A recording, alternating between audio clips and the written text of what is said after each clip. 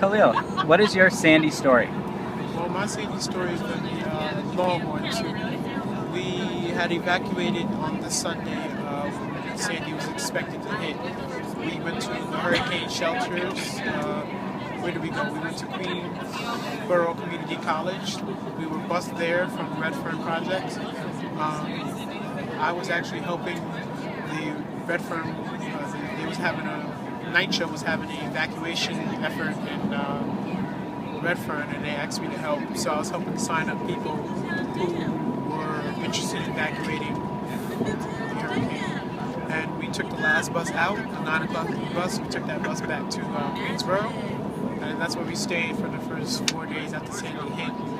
We had TV, but it was limited. The internet was limited, so we were sleeping on cots for the first 4 days. We thought that it was going to be like Irene, so we were going to be home soon. And once we started to watch the news and the winds were picking up Monday night, I was hearing stories from my friends who stayed in Rockaway, how bad it was, flooding, and asking where they could go to evacuate last minute, even though the floodwaters are still at high altitude, because this was when it was, high tide on Monday night.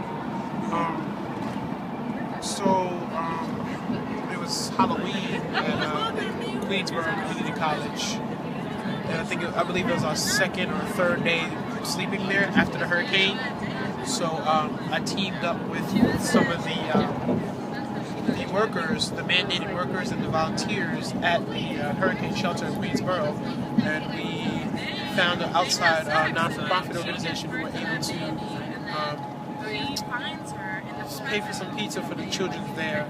And we also bought some games outside for them to play, just to entertain them, to kind of, because we had a lot of children there from Redfern Projects in Rockaway, and to try to get their minds off the hurricane. They haven't seen their houses yet, so nobody knows what happened. So we teamed up with this private donor, non-for-profit organization outside the community. I wasn't sure who exactly it was, but they donated like $70 worth of pizzas and stuff. So we had that going on, and then I helped them plan like a little Halloween party with a bunch of different organizations as well. Donated a bunch of candy because they knew that this was a hurricane shelter. So, and then you had the occasional people in and out of the hurricane shelter bringing clothes and aid and different types of toiletries that the people need. So that's what happened at Queensboro as far as that. Seems like you did amazing work in the immediate aftermath. What have things been like since? Well, has obviously there's still devastated parts of Rockaway. Has it impacted you still, or just there's still more work to be done that you feel? I feel there is lots more work to do.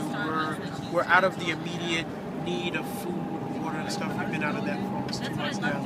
But what we're focused on as a Rockaway people is rebuilding our lives and trying to rebuild for the future. I think that's what Rockaway should focus on. But to continue, after we left Queensboro, the mayor attempted to sort of condense the shelters, the hurricane shelters, because there was like about 8 or 9 around the city, I believe. I could be wrong. An attempt to condense the shelters. They combined us with Queens College, so for the first, I'd say, about 2 weeks we were at Queensboro, and then to consolidate the shelters, we moved to Queens College. We moved to Queens College. All of our stuff that we had evacuated with was moved to Queens College. And then from Queens College, we stayed there about a month and a half until we finally received a hotel assistance from FEMA.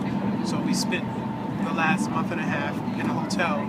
So we've pretty much been out of our house since the actual storm, October 29th. But we moved back last Thursday, I believe. And we're still waiting for furniture and stuff, so should probably be officially back by the end of this week. So obviously your life is still being impacted by this hurricane from months ago.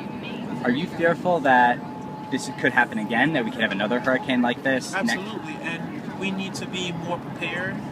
We need to pressure our local officials to have an evacuation plan, and I'm in favor of having an emergency alarm system installed throughout the Rockaways to kind of alarm some of the people that it's time to go. Because sometimes people don't listen, and to hear the alarm, it's serious.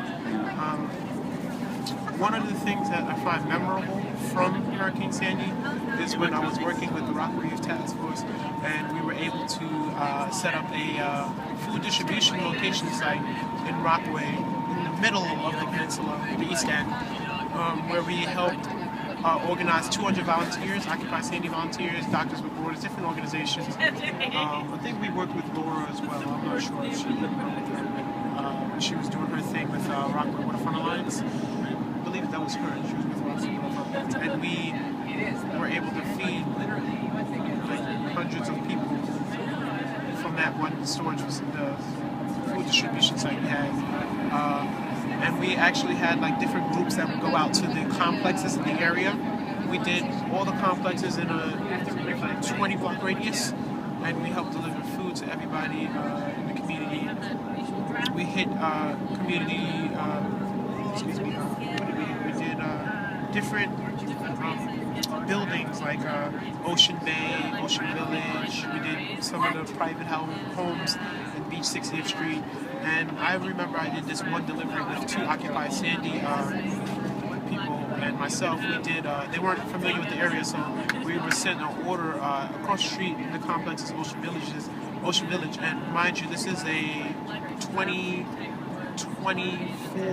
story, I think it's 20 or 24 story building with no power, no elevators, no heat, just people who are hungry. And we actually got an order to hit a elderly couple on 1702, 17th floor, 1701, 1702. This is one of my memorable moments of Sandy, and we were able to climb up 17 flights, no elevator, to deliver, I think, 3 bags of food for those elderly on the 17th floor who couldn't access it. So that's a highlight that I commend myself with.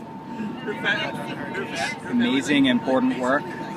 Clearly these experiences and the skills and lessons learned you've had through this are things that at least the individuals involved can take on so that we'll be more prepared for the next one. But one thing you said that struck me in terms of describing the importance of having these alarms to really let people know that something is happening. We're, of course, on our way to Washington, D.C. for the Forward on Climate rally against the Keystone XL pipeline and really trying to push the president and Congress to move on climate change. Do you feel like Hurricane Sandy itself was an alarm to the rest of us about what we need to do to be prepared in the future? Absolutely, it was an alarm for not just coastal areas, but areas that weren't Zone A and weren't considered coastal areas to start building for the future and start building preparations so that we won't experience the excessive floodwaters that we had last time. Because communities that weren't considered flood Zone A were actually flooded. There was a couple of flood Zone B areas in Rockaway that are considered high elevation, like Howard Beach and in the middle of the peninsula, Beach 47th Street, high elevation, Zone B were flooded. They didn't evacuate because they didn't expect to get flooded, and they weren't mandated to evacuate because, I mean, it's a flood B zone, so it wasn't expected to evacuate, and they ended up getting flooded. So those are some of the things that we have to keep in mind, that the whole entire peninsula must have a plan to evacuate. Peninsula, the country, and us as individuals all need plans. Thank you so much for sharing your story.